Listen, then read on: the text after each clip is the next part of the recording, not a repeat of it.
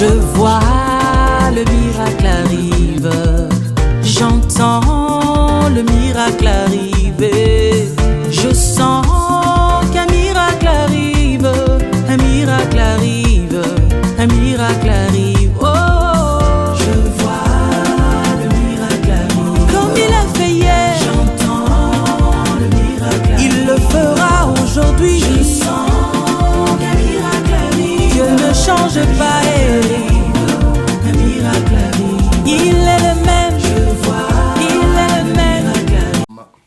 Shalom, shalom. Shalom, shalom les amis, que le Seigneur vous bénisse. Amen. Que le Seigneur vous bénisse. Bonsoir, bonsoir les amis. Que le Seigneur vous accorde sa grâce. Bonsoir à tous. Encore ce soir. Que le Seigneur soit glorifié au milieu de nous. En tout cas, nous espérons que vous allez bien. Votre bien-aimé, votre frère, pasteur Dido, avec mon épouse Irène. Amen. Que le Seigneur vous bénisse ce soir. Voilà, en tout cas, bienvenue, bienvenue. Bonsoir. Nous vous souhaitons la bienvenue. Nous allons sans plus tarder commencer avec quelques chants. Comme bonjour, bonjour, bonjour sur Insta. Bonjour. On nous dit bonjour sur Périscope. Bonjour, bonjour. Bonjour, maman Nadia. Bonjour, que le Seigneur vous bénisse. Excusez-moi, accordez-moi quelques secondes. Bonjour, maman Nadia. Voilà, que le Seigneur vous bénisse. Que le Seigneur vous accorde sa grâce. Amen. Bon, shalom, ça fait longtemps que je ne t'ai pas vu. Hein? Shalom, shalom, que le Seigneur vous bénisse. Écoutez, on va rapidement commencer. En tout cas, nous sommes dans la joie de vous revoir. Dimanche dernier, nous n'étions pas là, mais là, le Seigneur de nouveau nous fait la grâce d'être au rendez-vous et nous en sommes reconnaissants. Nous savons, nous n'ignorons pas. Nous sommes reconnaissants à celui qui nous donne la vie, à celui qui permet que nous soyons encore là ce soir. De nouveau, bonsoir. Je parlerai de ta bonté, ta fidélité. Je dirai tout haut, tout haut, tout haut, ce que tu as fait pour moi. Je proclamerai la gloire de ton nom. Je parlerai de ta bonté, ta fidélité. Je dirai tout haut, tout haut, tout haut, ce que tu as fait pour moi. Je proclamerai la gloire de ton nom. Je parlerai de ta bonté, ta fidélité. Je dirai tout haut, ce que tu as fait pour moi. Je proclamerai la gloire de ton nom. Tu m'avais dit de compter sur ta bonté. Je n'ai pas hésité. Pourquoi tu m'as prouvé ta fidélité. Oh Dieu, vraiment tu m'as étonné. Combien tes œuvres sont excellentes. Aussi grand que tu es, tes œuvres sont manifestes dans ma vie. Je dirai tout haut, tout haut, vraiment tu m'as étonné. Je parlerai de ta bonté, ta fidélité. Je dirai tout haut, ce que tu as fait pour moi. je proclamerai la gloire de ton nom. Oh, moi je parlerai de ta bonté, ta fidélité. Je dirai tout haut, ce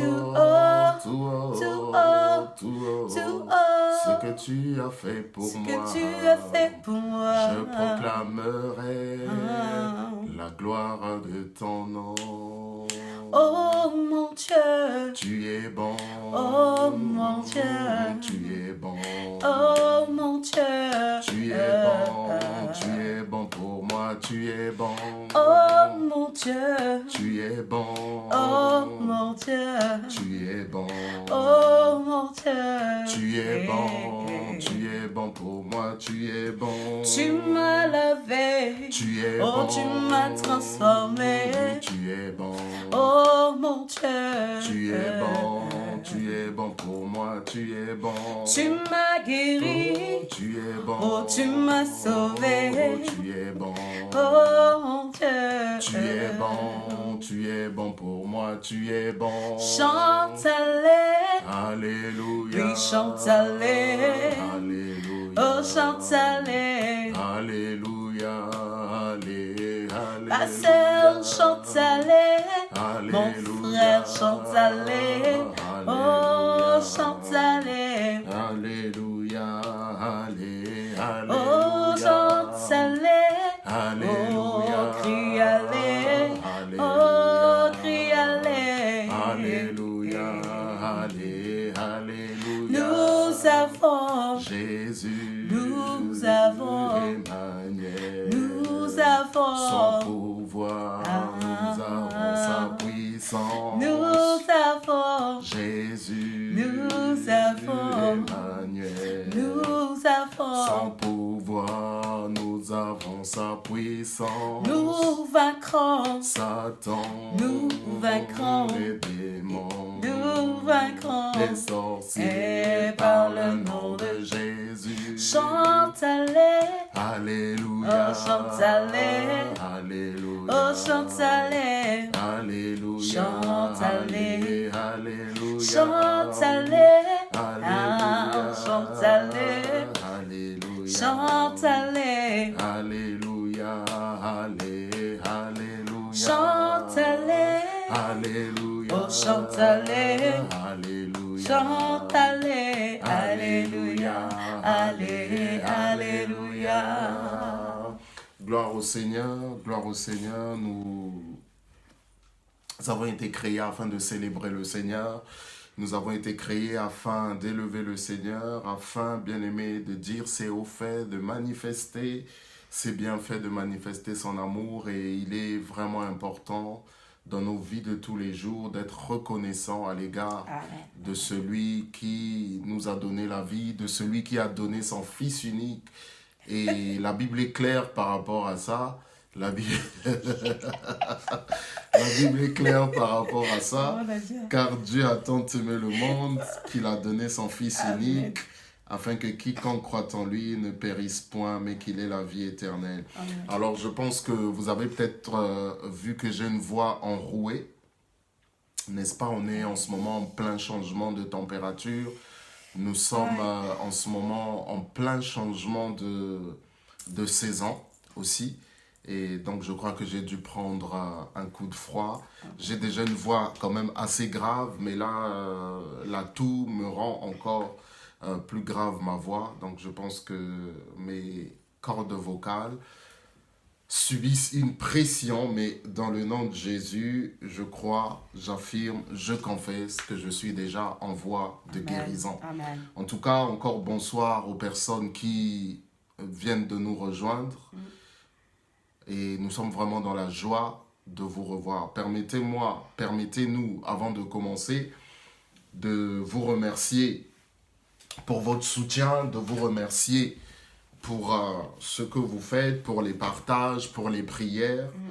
Nous sommes infiniment reconnaissants, les amis, de ce que vous faites pour la gloire du Seigneur. Que nous le voyons ou que nous ne le voyons pas, le Seigneur le voit, le Seigneur le sait.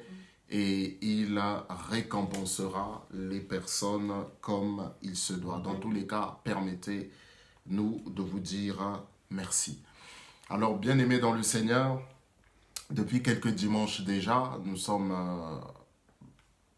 à plus de 5 dimanches. Depuis quelques dimanches déjà, nous avons commencé une série, nous avons commencé, bien-aimés, oui, je préfère appeler ça une série, nous avons commencé un petit peu à parler des ramassis et des vauriens.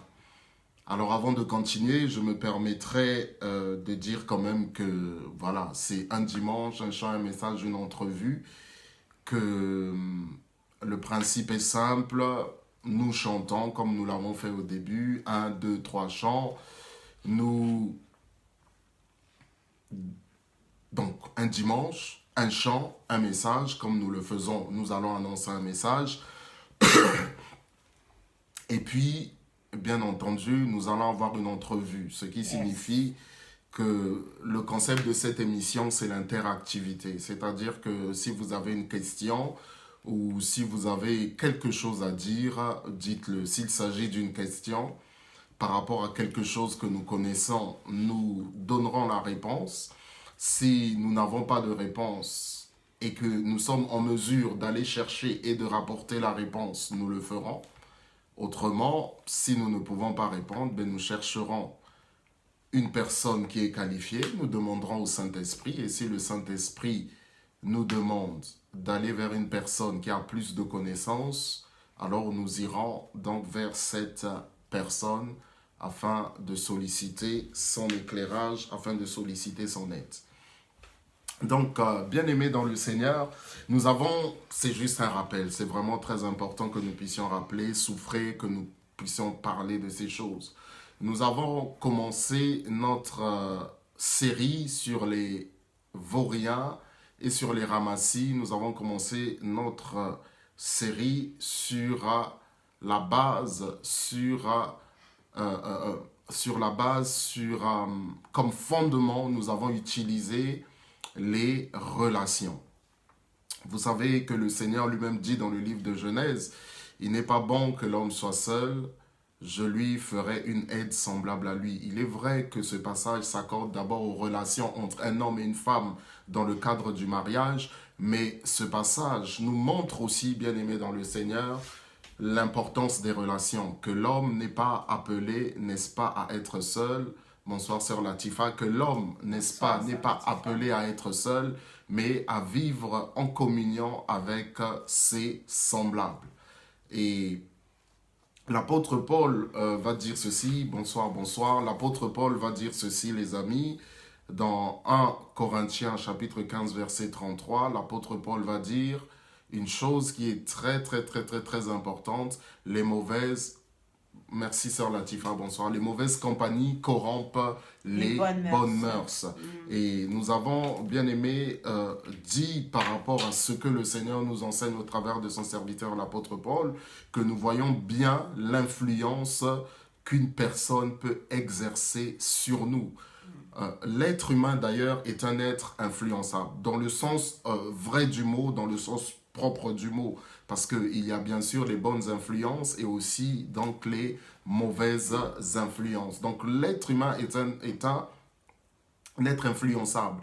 Et dans le Proverbe chapitre 22 verset 6, la Bible dit la chose suivante, « Instruis l'enfant sur la voie qu'il doit suivre, lorsqu'il sera grand, il ne s'en détournera pas. » Et bien aimé, nous le voyons, le Seigneur lui-même d'ailleurs exerce une influence sur nous, bien sûr si nous le laissons exercer cette influence sur nous. Et le Père lui-même, lorsque nous lisons la Bible, bonsoir sœur Merveille, le Père lui-même exerce une influence sur le Seigneur Jésus-Christ. Lorsque nous lisons le livre de Jean, la Bible, le Seigneur Jésus va dire qu'il ne fait rien de lui-même, mais que ce qu'il fait, il l'a vu faire auprès du Père.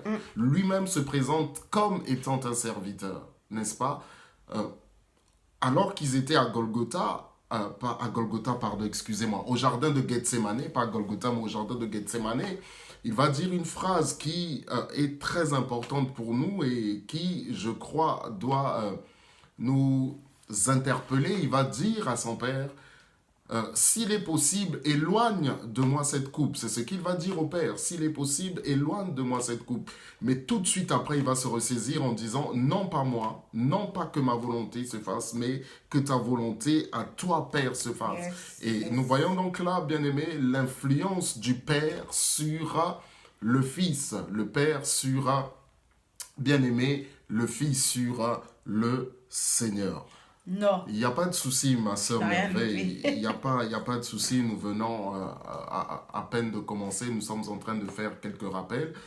Et donc, bien aimé, nous voyons bien que, n'est-ce pas, le Père a une influence sur le Fils de la même manière que le Fils, le Seigneur Jésus, a une influence sur nous. Et le Seigneur Jésus n'étant plus physiquement là, l'Esprit de Dieu est en nous. Donc, le Seigneur nous influence au travers de son Esprit. Et c'est la raison pour laquelle il est important, nous l'avons dit, d'avoir donc de très bonnes relations. Déjà avec le Seigneur lui-même, d'avoir une très bonne communion et d'avoir aussi avec nos semblables d'excellentes relations. Parce que, bien aimés dans le Seigneur, les personnes qui nous entourent,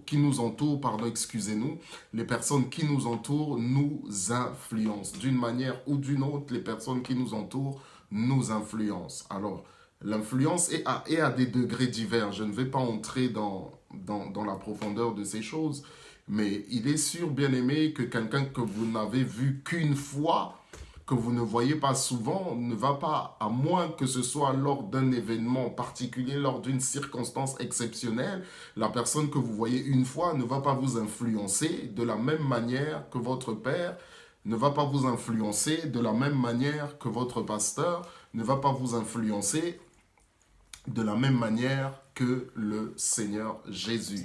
Et nous avons dit, bien aimé dans le Seigneur, si la Bible ne nous donne pas, c'est vrai, une institution, une doctrine par rapport aux relations.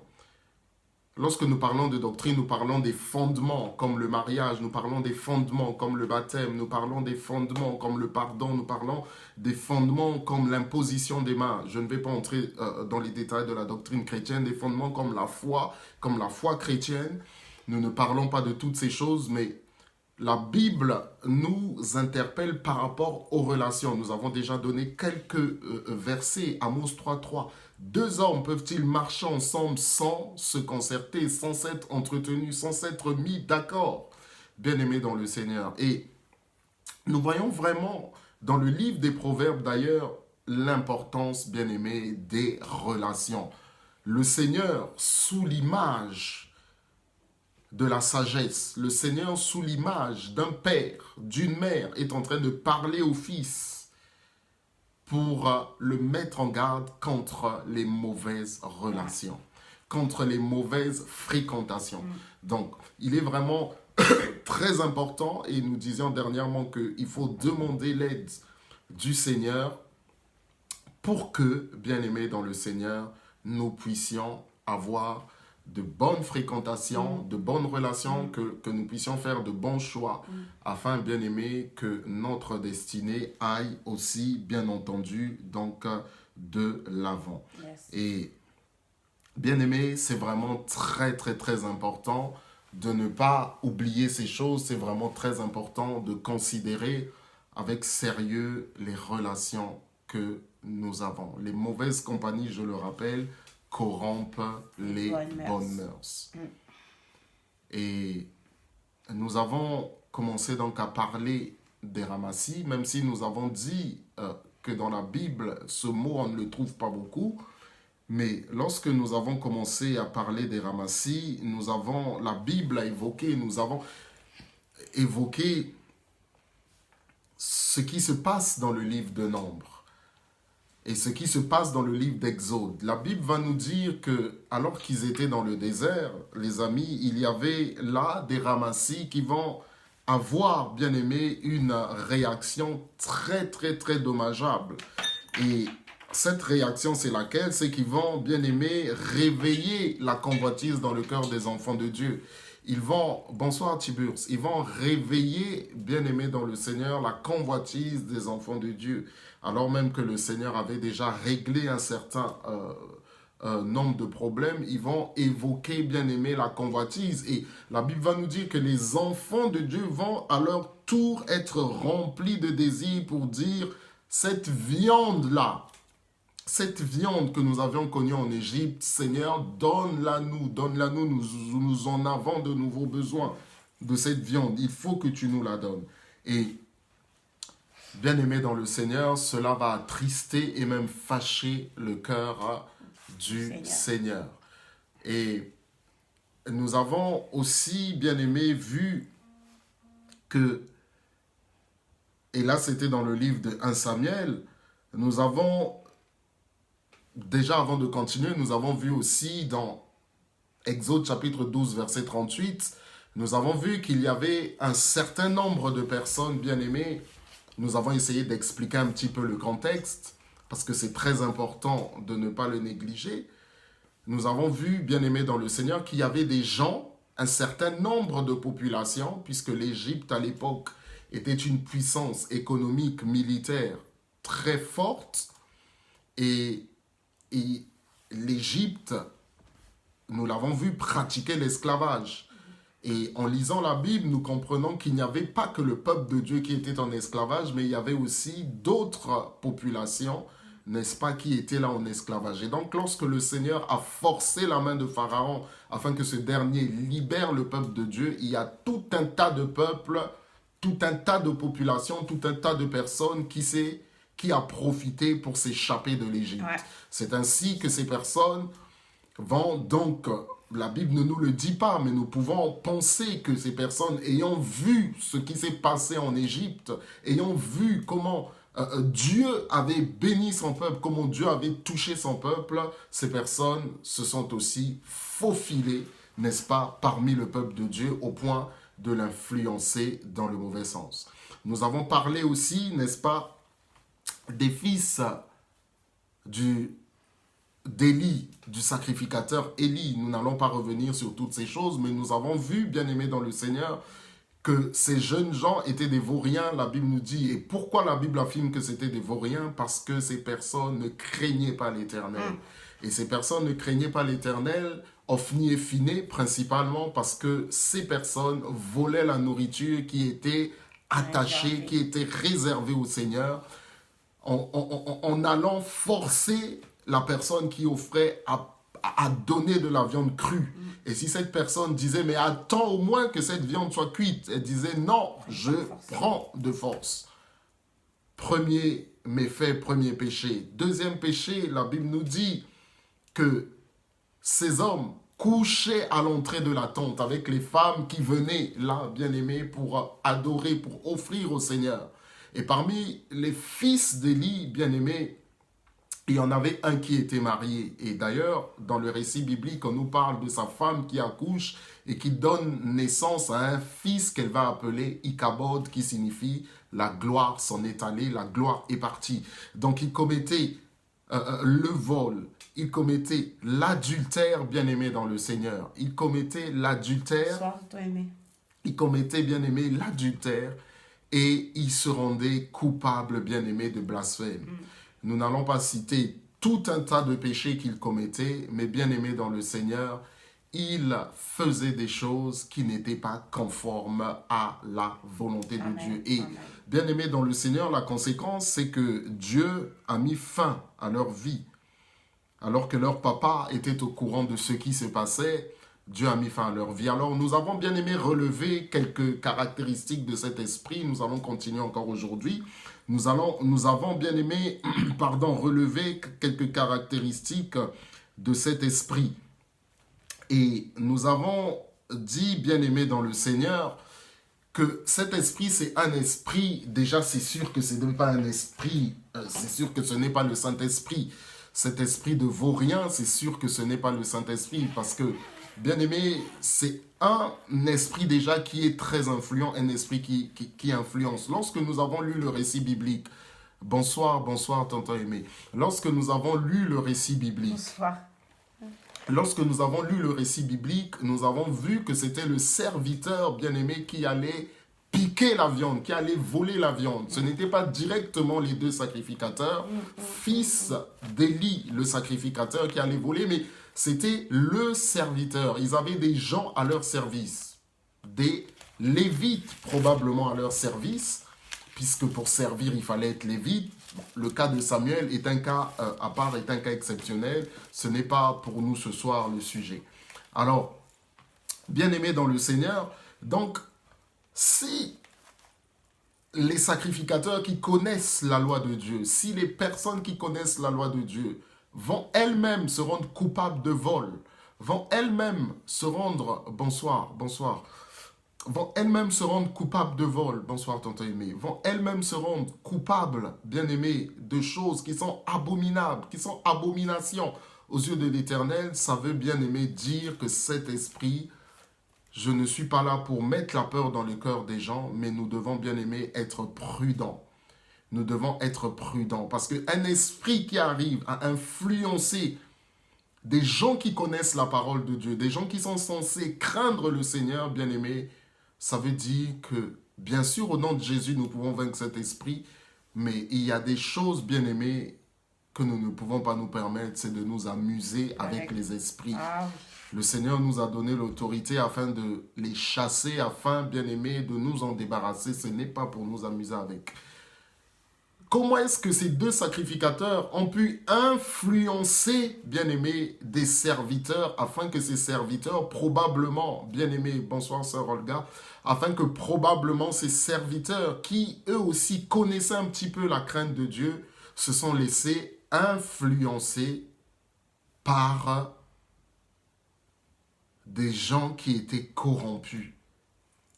Bien-aimés, c'est grave. Et nous avons dit par rapport à ça, que cela peut arriver à tout le monde. Cela peut arriver, bien-aimé, à tout serviteur. La Bible nous dit que celui qui est debout craigne de tomber. Parfois, bien-aimé, la condamnation est tellement facile à l'égard de celui qui est dans le mal, à l'égard de celui qui est tombé. Je ne dis pas qu'il ne faille pas dénoncer le péché, mais je pense qu'il est important quand même, bien-aimé, de faire preuve de sagesse et de faire, bien-aimé, preuve parfois aussi de miséricorde. Donc, c'est un esprit, bien-aimé, un esprit influent et un esprit séducteur. Et non pas au sens d'un homme qui veut, d'un mari qui veut séduire sa femme, d'un mari qui veut bien se faire voir auprès de sa femme, ou peut-être d'un frère qui va aller vers une sœur dans le cadre des fiançailles, puis après du mariage. Mais lorsque la Bible parle de séduction, lorsque les apôtres vont dire au Seigneur Jésus, est-ce que ce sera là la fin du monde? Que va-t-il arriver? Lorsque dans le livre de Matthieu, les apôtres posent la question au Seigneur Jésus, ils leur disent, mais Seigneur, est-ce que c'est à ce moment que tu vas rétablir, est-ce que c'est à ce moment que le Seigneur va rétablir le royaume d'Israël? Alors qu'ils vont voir les pierres et que le Seigneur va leur dire, il ne restera pas pierre sur pierre. Le Seigneur va leur dire, premièrement, faites attention que personne ne vous séduise. Autrement dit, faites attention que personne ne vous égare. Que personne ne vous égare. Cet esprit, c'est un esprit d'égarement. C'est un esprit qui a pour but d'empêcher les gens bien-aimés de marcher vers le Seigneur, de s'attacher au Seigneur et de vivre dans la sanctification. Vous savez, bien-aimés dans le Seigneur, que au travers de Jésus, nous sommes saints, mais nous devons quand même continuer à nous sanctifier. Nous sommes déjà saints, c'est un état. Au travers du Seigneur Jésus, au travers de son sacrifice, nous sommes déjà saints. Mais nous devons quand même nous sanctifier tous les jours que Dieu fait. Et cet esprit bien-aimé, donc l'esprit de vaurien, je n'ai pas trouvé d'autre mot, l'esprit de vaurien, cet esprit vaurien si vous voulez. Donc c'est un esprit qui pousse les gens bien-aimés à aller loin de la présence de Dieu en marchant justement, comment, en égarant la personne, en la faisant marcher dans le péché. Amen. Dans des choses bien-aimées que la victime, si je peux utiliser ce mot, que la personne victime des agissements de l'esprit vaurien conduit à être loin de Dieu en marchant dans le péché, en faisant des choses, n'est-ce pas, qui ne sont pas conformes à la volonté de Dieu. Nous avons dit que cet esprit, bien-aimé dans le Seigneur, que c'est un esprit, bien-aimé, qui n'a aucune considération pour les autorités. Un esprit qui ne respecte pas les autorités établies par le Seigneur. Un esprit qui méprise les autorités. Bien-aimé, quand vous êtes avec quelqu'un qui n'a aucune considération pour les autorités, quand vous êtes avec quelqu'un qui a la bouche facile, la critique facile, pour rien, sans fondement, bien-aimé, il faut se poser des questions. Je ne dis pas ici qu'il faille se méfier de tout le monde. Ce n'est pas ce que je dis. Je le précise, bien-aimé, il faut là faire preuve de sagesse parce que c'est quand même quelque chose aussi de grave. Donc, le Seigneur nous donne la sagesse et l'intelligence, n'est-ce pas, pour pouvoir être dans la vérité et de marcher, bien-aimé, dans la vérité. Lorsque Samuel, le premier roi d'Israël, va être oint, nous allons le lire tout de suite, bien-aimé dans le Seigneur. Vous permettrez que nous puissions lire là, dans le livre de Samuel, chapitre 10. Dans le livre de Samuel, chapitre 10. Premier, deuxième. 1 Samuel, pardon, merci, je n'ai pas précisé. 1 Samuel, chapitre 10, à partir du verset 20 jusqu'au verset 27, vous permettez, bien aimé, que nous puissions lire la parole, c'est très important. La Bible dit ceci: Samuel fit approcher toutes les tribus d'Israël et la tribu de Benjamin fut désignée. Il fit approcher la tribu de Benjamin, clan par clan. Et le clan de Matri fut désigné. Puis Saül, fils de Kish, fut désigné. On le chercha, mais on ne le trouva pas. On consulta de nouveau l'Éternel en demandant: y a-t-il encore un homme qui soit venu ici? L'Éternel dit: il est caché dans les bagages. Il est caché, vers les bagages. Verset 23. On courut le tirer de là et il se présenta au milieu du peuple. Il les dépassait tous d'une tête. Nous voyons ici, bien aimés dans le Seigneur, en tout cas au départ, que le roi Samuel, fraîchement présenté au peuple, parce que le Seigneur l'avait déjà oint lorsqu'ils étaient avec le prophète Samuel, mais il est présenté au peuple. Nous voyons que cet homme est un homme timide, n'est-ce pas?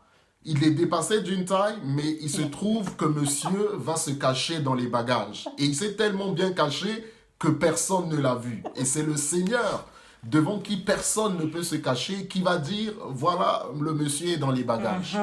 Le monsieur, bonsoir Tia Belinda. Que le Seigneur te bénisse. Bonsoir Tia Belinda. Alors, il s'est caché où, bien aimé, dans les bagages. Mais je ne sais pas si les bagages étaient gros ou petits, je ne sais pas. Mais en tout cas, il s'était tellement bien caché qu'il a fallu que le Seigneur dise, n'est-ce pas, que monsieur Saül, que le roi Saül est caché dans les bagages. Alors, nous continuons. Verset 24, Samuel dit à tout le peuple: voyez-vous celui que l'Éternel a choisi? Il n'y a personne dans tout le peuple qui soit pareil à lui. Et tout le peuple cria, écoutez bien: vive le roi. Samuel fit alors connaître au peuple le droit relatif à la royauté et il l'écrivit dans un livre qu'il déposa devant l'Éternel. Puis il renvoya tout le peuple, chacun chez soi. Saül aussi alla chez lui à Gibéa, accompagné des hommes de valeur dont Dieu avait touché le cœur.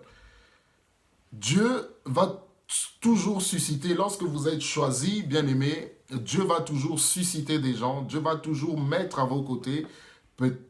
Merci Tia, merci, bonsoir. Le Seigneur va toujours mettre à vos côtés quelqu'un ou des gens pour vous accompagner. Des compagnons de... à un certain moment de votre vie ou pendant un certain parcours de votre vie. Mais parfois, à un autre moment de vie, vous serez aussi tout seul. Et donc là, le Seigneur, qu'est-ce qu'il va faire?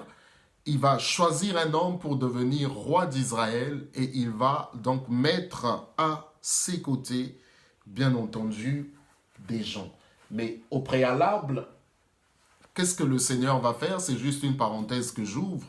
Qu'est-ce que le Seigneur va faire avant? Le Seigneur va donner au peuple le contrat. Il va parler au peuple du contrat que le roi aura avec le peuple. Puisque la Bible nous dit, c'est juste une parenthèse, permettez-moi. Puisque la Bible va nous dire, verset 25, Samuel fit alors connaître au peuple le droit relatif à la royauté et il l'écrivit dans un livre qu'il déposa devant l'Éternel, puis il renvoya tout le peuple, chacun chez soi. Saül aussi alla chez lui à Gibéa, accompagné des hommes de valeur dont Dieu avait touché le cœur. Verset 27, écoutez bien. Il eut toutefois des vauriens qui dirent quoi? C'est celui-ci qui nous sauvera. Ils le méprisèrent et ne lui apportèrent aucun cadeau, mais Saül n'y prêta pas attention. Bien-aimé, c'est un esprit qui méprise les autorités. C'est un esprit qui n'a aucune considération pour les autorités que Dieu a choisies, pour les personnes que Dieu a élevées d'une manière ou d'une autre. Vous savez, bien-aimé dans le Seigneur, tous les êtres humains sont faillibles. Chacun a des failles. Chaque être humain a des failles.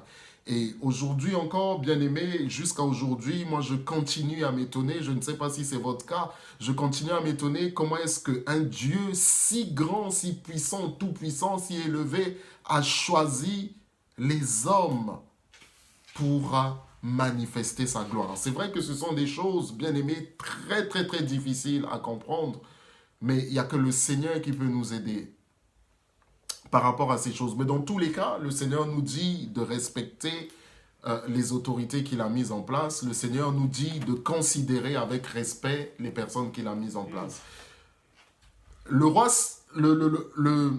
L'apôtre Paul, lorsque vous lisez Actes des Apôtres, va se faire gifler parce qu'il va parler mal du principal sacrificateur.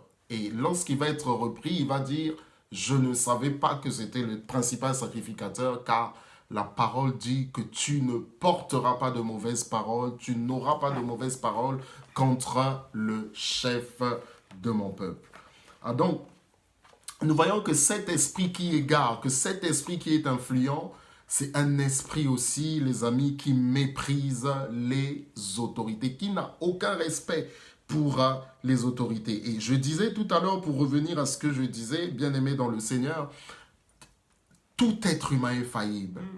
Tout être humain est faillible. Bonsoir Yaya, que le Seigneur te bénisse aussi. Bonsoir. Tout être humain est faillible, bien-aimé. Aucun être humain n'est parfait. Aucun être humain n'est parfait. Le seul être humain qui soit parfait, que nous connaissons, c'est le Seigneur Jésus, 100% homme, 100% Dieu. Mais tous les êtres humains, même s'ils ne pêchent pas régulièrement, ont quelques failles. Et moi, je le crois, bien-aimé, c'est peut-être aussi des choses que Dieu peut permettre pour nous rappeler justement que nous ne sommes que des humains. Bien entendu, ce n'est pas un permis pour vivre dans le péché. Bien entendu, ce n'est pas une licence pour vivre, bien-aimé, dans des choses qui ne glorifient pas le Seigneur. Loin de là, bien-aimé. D'ailleurs, la Bible nous met en garde par rapport à ça. Mais si tout être humain est faillible, si tout être humain, bien-aimé, a des faiblesses, mais que la personne que Dieu a désigné pour être chef, pour être, bien-aimé, responsable de tel ou tel département. Ça, malheureusement, nous le voyons dans l'Église, puisque nous parlons aux enfants de Dieu. Bien-aimé, c'est une chose terrible qui attriste le cœur de Dieu et qui parfois nous ferme les portes. Parce que, bien-aimé, nous voyons d'abord les faiblesses de la personne, mais nous ne voyons pas, bien-aimé, l'autorité, la présence de Dieu qui est dans cette personne. Amen. Et ça, bien-aimé, ça peut nous porter préjudice. Donc, parfois, j'y pensais dans la semaine, Dieu peut montrer à quelqu'un, au travers d'un songe ou au travers d'une vision, parfois au travers d'un message, les faiblesses d'une personne. Et nous, qu'est-ce que nous faisons? Nous commençons à considérer avec irrespect cette personne. Nous commençons à critiquer cette personne. Nous perdons la considération ou le respect que nous avions à l'égard de la personne. oubliant que lorsque Dieu nous montre les faiblesses d'une personne, c'est afin que nous puissions intercéder pour cette personne.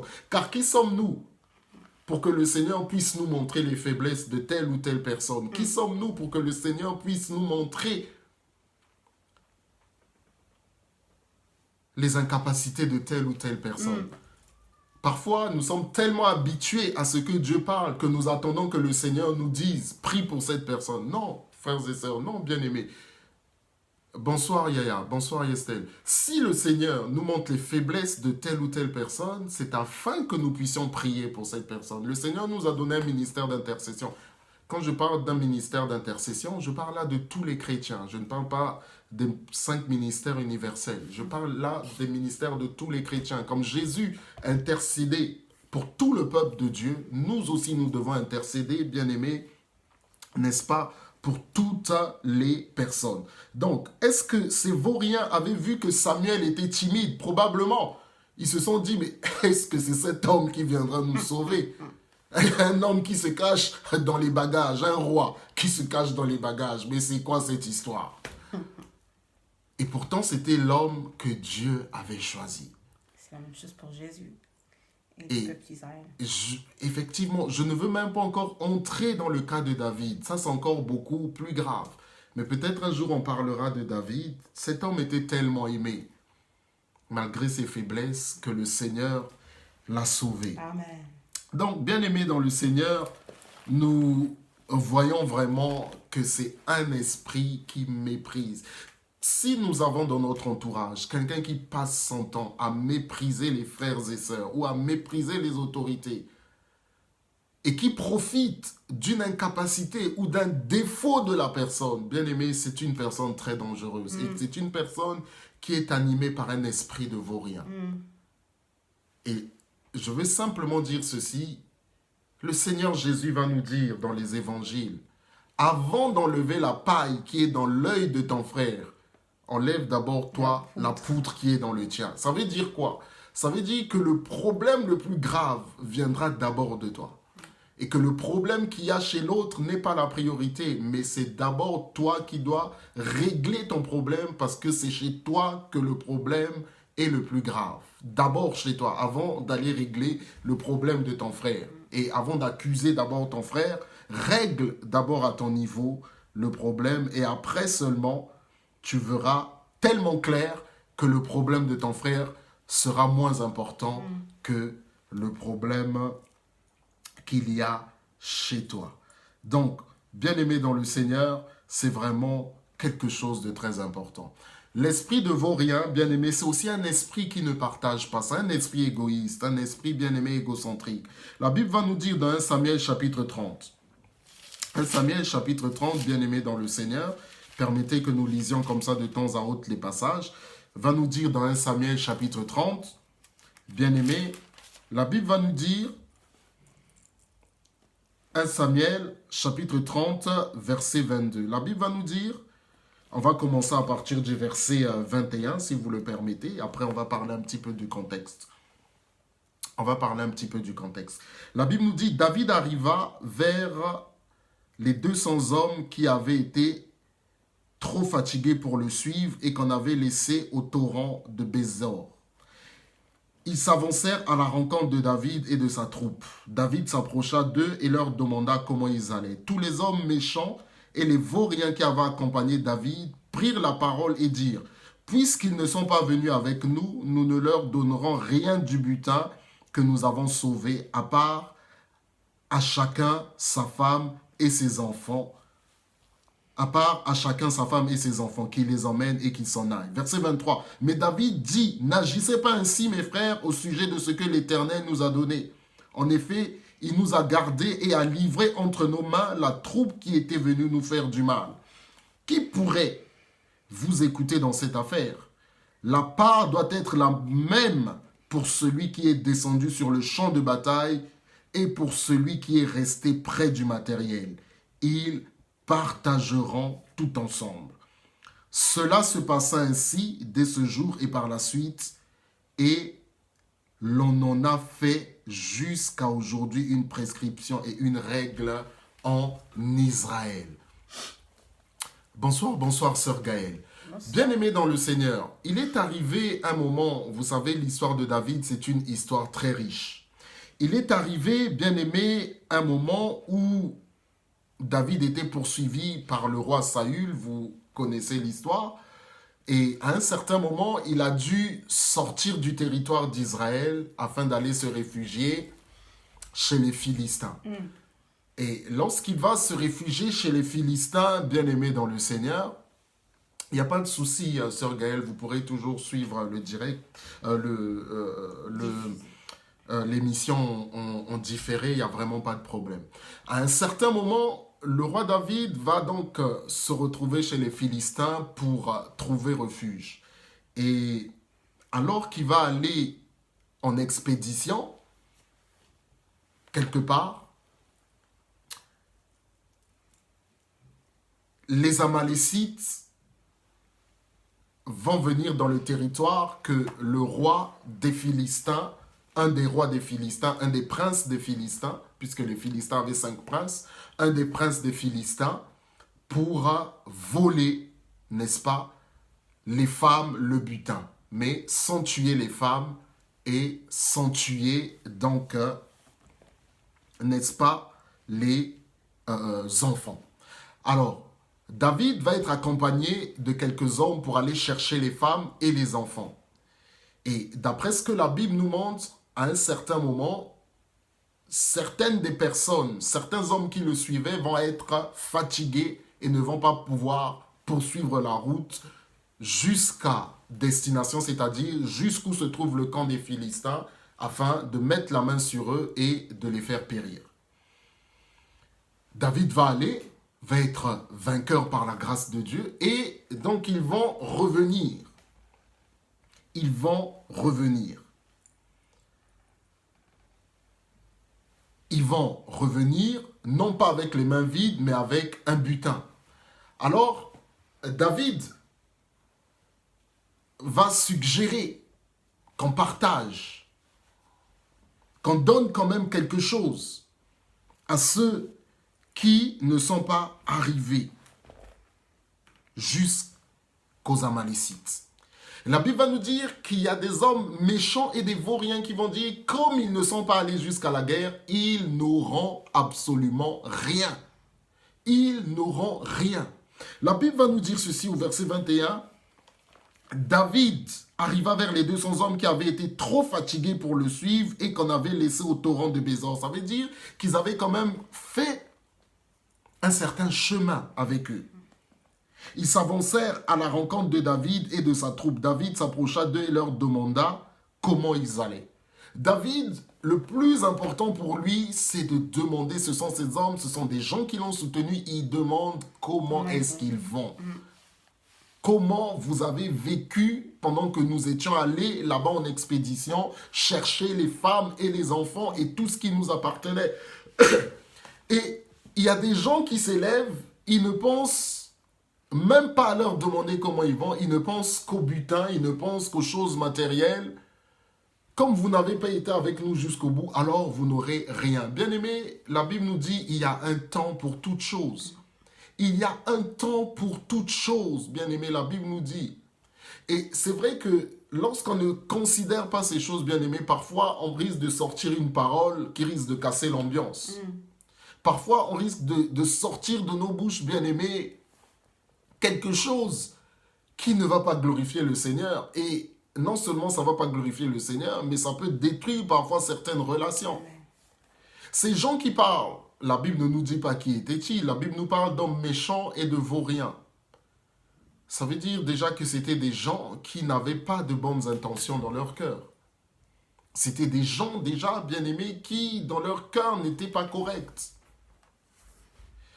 Est-ce que c'était des chefs? Je ne sais pas. Il y avait un chef là qui s'appelait David.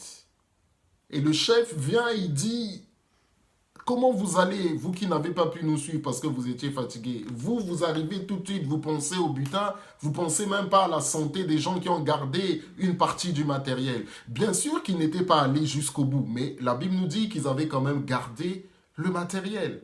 Donc c'est non seulement un esprit égoïste, bien aimé dans le Seigneur, mais c'est un esprit qui n'accordent aucune considération au travail des autres. Vous savez, bien-aimés dans le Seigneur, quel que soit le poste qu'on peut avoir, même si nous ne sommes pas responsables, mais quelque part, on apprécie quand même qu'on nous encourage pour le travail qu'on a fait. Amen. On apprécie quand même qu'on nous dise merci pour le travail qu'on a fait. Vous savez, on est des êtres humains, parfois ça peut aussi arriver d'oublier. Mais parfois, bien aimé, un petit merci que nous pouvons dire à quelqu'un peut lui redonner de la joie pour toute la journée. Ces gens, bien sûr, n'étaient pas allés jusqu'au bout parce qu'ils étaient fatigués. Vous savez, bien aimé, on n'est pas tous pareils. Il y a des gens dans la vie qui vont plus loin que d'autres parce qu'ils ont plus de capacités que d'autres parce que Dieu leur a donné ces capacités. Parfois, d'autres aussi ont travaillé tellement à fond les capacités qu'ils sont capables de petites choses par rapport aux capacités qu'ils ont travaillées. Mais si au moins nous pouvons reconnaître le travail que quelqu'un a fait, si au moins nous pouvons remercier telle ou telle personne, même un peu, bien aimé, ça peut l'encourager et ça peut la pousser à faire encore plus. Oui. Et si le Seigneur peut nous faire grâce, je prie que le Seigneur nous fasse grâce avant d'ouvrir la bouche. Avant d'ouvrir la bouche, que nous puissions d'abord voir, que nous puissions d'abord regarder, afin de ne pas tomber dans le piège de cet esprit vaurien qui non seulement est égoïste, mais n'a aucune considération pour le travail que les autres ont fait. Et quelqu'un qui n'a aucune considération pour le travail qu'une créature de Dieu, qu'une personne créée à l'image de Dieu a fait, bien aimé, ça veut dire qu'il y a un problème. Amen. Ça veut dire qu'il y a un problème. Vous savez, la Bible dit que nous sommes le corps et que Jésus est la tête de l'Église. Et nous savons bien, frères et sœurs, que le corps n'est pas constitué de la même manière. Je m'explique. Nous savons que le corps, est constitué de divers membres et de divers organes et de diverses cellules et de divers. Or, la partie la plus importante du corps, nous le savons, c'est la tête et plus important encore, c'est le cerveau. Et le cerveau de l'Église, c'est le Seigneur Jésus. Et nous le voyons bien que le cerveau n'est pas la main. Le cerveau n'est pas, bien aimé, la paume de la main. Et pourtant, bien aimé, la main est importante à un certain degré. Le pied est important à un certain degré. Chacun travaille selon la fonction que le Seigneur lui a donnée. Bien sûr, c'est une réalité, écoutez-moi. Il y a des choses et il y a des personnes qui ont une responsabilité plus importante que d'autres. Un pasteur ne sera pas corrigé, ne sera pas repris de la même manière que quelqu'un qui ne l'est pas. Le Seigneur sera plus sévère avec quelqu'un qui a des responsabilités que quelqu'un qui n'en a pas. Et pourtant, nous sommes tous fils et filles de Dieu. Mais cependant, bien aimé, si quelqu'un qui a été créé à l'image et à la ressemblance de Dieu, et encore plus, si cette personne est un enfant de Dieu, nous devons, bien aimé, apprendre à encourager, à féliciter, à dire merci pour un travail bien fait. Parce que aujourd'hui, nous sommes peut-être en haut. Aujourd'hui, nous avons peut-être la possibilité de critiquer et d'insulter. Mais demain, nous ne savons pas ce qui va se passer. La Bible nous dit que nous ne devons pas nous vanter du lendemain. Alors, je pense qu'il est important que nous puissions faire preuve d'humilité, preuve de sagesse, pour ne pas mépriser, pour ne pas faire preuve d'égoïsme par rapport à la personne que Dieu a mise à nos côtés, par rapport à cette personne que le Seigneur nous a donnée. Parce que c'est important de partager, c'est important d'encourager, c'est important de féliciter. Et ainsi d'échapper à cet esprit, pardon, excusez-moi, à cet esprit de vaurien, à cet esprit de ramassis. Voilà, pour ce soir, nous allons nous arrêter là. Nous continuerons prochainement, nous verrons comment le Seigneur va nous conduire. Est-ce que nous continuerons sur ce passage? Nous verrons comment le Seigneur va nous conduire. Dans tous les cas, pour ce soir, nous allons nous arrêter là. Je vais donner la parole à mon épouse. Après quoi, nous allons prier ensemble et nous allons, n'est-ce pas, nous séparer. Voilà. Donc, je vais laisser mon épouse Irène. Que Dieu te bénisse, Latifa. Alors, il y a plusieurs points que l'homme de Dieu a dit qui m'a interpellée. Le premier point, c'est quand il disait que l'esprit de vaurien n'avait aucune considération pour les gens. Et c'était dans 1 Samuel 10, le verset 27, quand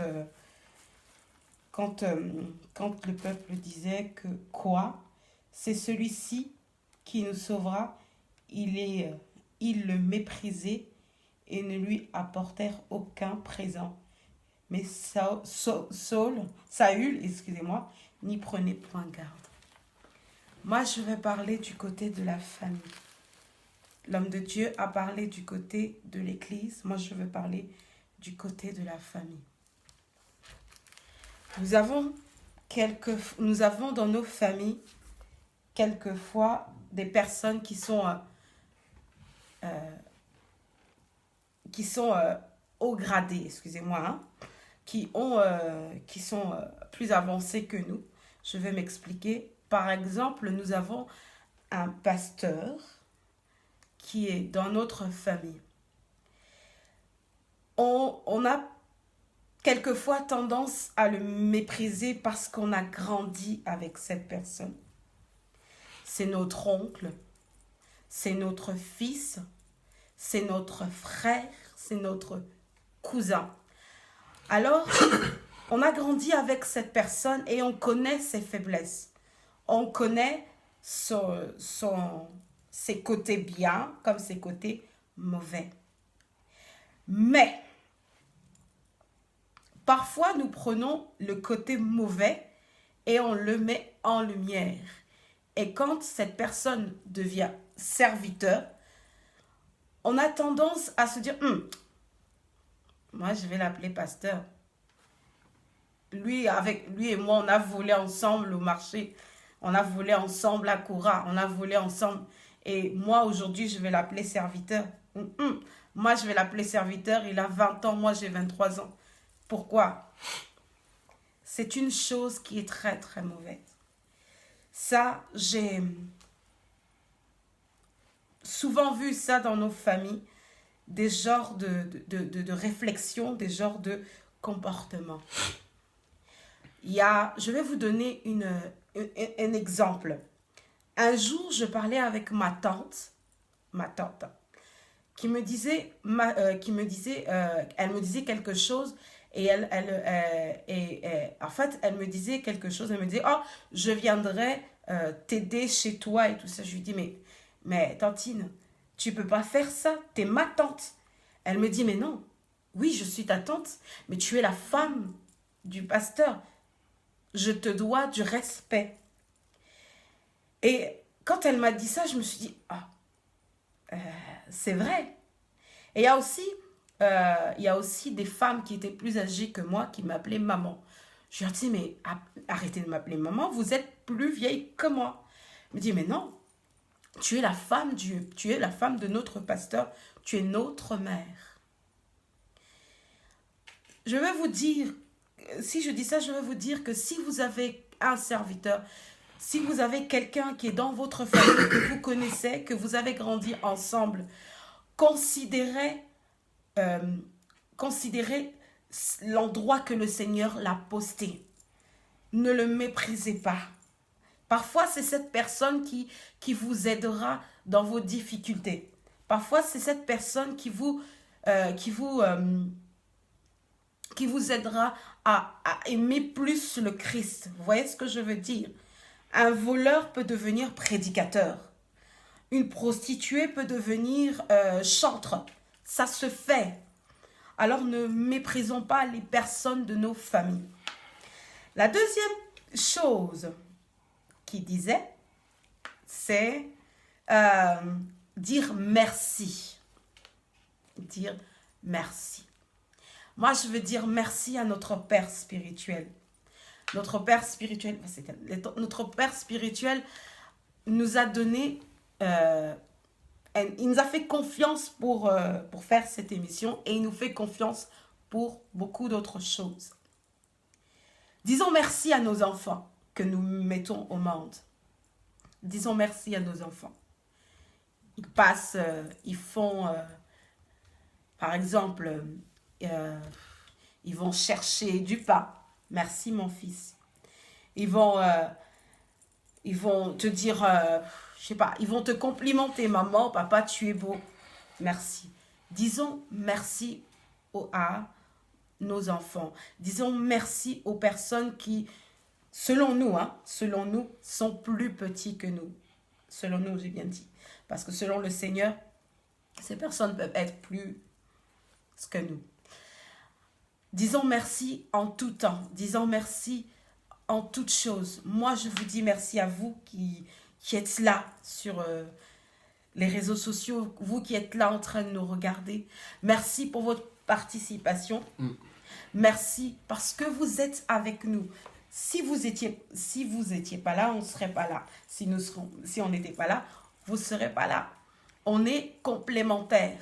Et je dis merci à toutes les personnes qui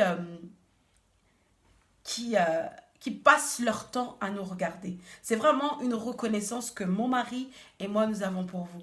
Voilà, que le Seigneur vous bénisse. Ok. Que le Seigneur vous bénisse. Alors, je dirais juste ceci. C'est quand même, juste pour compléter, mais c'est vrai que s'il y a des choses qui ne vont pas, il faut bien sûr les régler. Hein. C'est pas parce que quelqu'un serait serviteur de Dieu, voilà, qu'il faudrait tout laisser passer. Si quelqu'un sert le Seigneur, mais qu'il est mal poli, mais qu'il n'a aucune... bonsoir, homme de Dieu, Pachi. Si cet homme n'a aucun respect pour personne, il est quand même important de lui dire, ça c'est pas correct ce que tu fais et tout. Bien entendu, dans le cadre de ce que le Seigneur nous donne de vivre comme enfant de Dieu. Un enfant de Dieu ne doit pas manquer de manière, ne doit pas être mal poli. Ce que nous disons là, bien entendu, c'est, vous savez, nous n'avons pas tous grandi dans les mêmes contextes. Je crois qu'en tant qu'enfant de Dieu, il faut aussi le considérer. Nous n'avons pas tous grandi dans les mêmes contextes, nous n'avons pas tous grandi dans les mêmes endroits, nous sommes différents, n'est-ce pas? Nous sommes différents. Ça, il ne faut pas l'oublier. Nous sommes différents. Nous pouvons être dans la même communauté, dans la même église, mais nous venons tous d'endroits différents. Nous n'avons pas eu la même éducation, nous n'avons pas le même âge. Et c'est d'ailleurs ce que je disais tout à l'heure. Le Seigneur ne traitera pas de la même manière et avec la même sévérité celui qui est pasteur et celui qui vient de connaître le Christ. N'est-ce pas? Parce que ce sont des personnes qui n'ont pas la même responsabilité. Donc il faut toujours, bien entendu, en fonction de la parole de Dieu. La parole de Dieu étant notre code de la route, la parole de Dieu étant notre fondement, la parole de Dieu étant ce qui conduit et dirige nos vies, ce qui est la base de notre vie chrétienne. Il est important de voir tous ces cas par rapport à ce que dit la parole de Dieu. Ok? Le Seigneur n'a pas dit à tout le monde. Il a dit à Pierre, tu es Pierre et sur cette pierre, je bâtirai mon église. Il n'a pas dit à Jean, il n'a pas dit à Matthieu la même chose. D'ailleurs, l'apôtre Jean et l'apôtre Pierre n'ont pas la même responsabilité. Ce sont bien entendu des piliers de l'Église, comme l'apôtre Paul va le dire. Ce sont des piliers de l'Église, mais bien aimés dans le Seigneur, ils n'ont pas la même responsabilité. Merci beaucoup, sœur Merveille, merci beaucoup. Merci beaucoup. Donc ça, c'est vraiment quelque chose qu'il ne faut pas oublier. Voilà. Nous sommes sur le point de nous arrêter. Bonsoir Clémence. Nous sommes sur le point de nous arrêter et que le Seigneur vous bénisse. Nous vous disons merci, merci, merci.